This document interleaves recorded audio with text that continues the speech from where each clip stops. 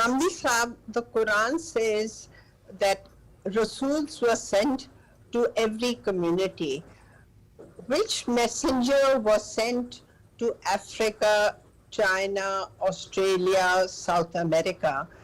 In these countries, if there was no messenger sent, then what Shariat are these non-Muslims supposed to practice? Shukriya. जो बात अल्लाह ताला ने कही है जी वो पूरी जान लें। यानी एक ज़माने तक अल्लाह का तरीका यही रहा कि वो हर कौम में रसूल भेजता रहा, फिर कौमें दुनिया के मुख्तलिफ़ इलाक़ों में आबाद होती चली गईं। फिर अल्लाह ताला ने 4000 साल से नबूवत सिर्फ़ ज़ुर्रियत इब्राहीम तक महदूद कर दी हुई है, हज़रत इब्राहीम की औलाद तक। तो इसलिए 4000 साल पहले इन सब कौमों की तरफ अल्लाह के रसूल आए हैं, हिदायत पेश की है।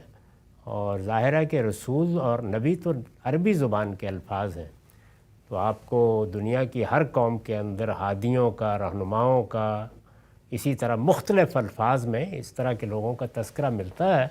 हम हतमी तौर पर तो नहीं कह सकते कि वो पैगंबर थे या नहीं, लेकिन मिसाल के तौर पर हिंदू मत में, इसी तरह से और पुराने मज़ाहिब में आसार पूरी तरह मिलते हैं कि अम्बिया की तालीम उनके पास रही है, तो वो पैगंबरों ही के ज़रिए से आई।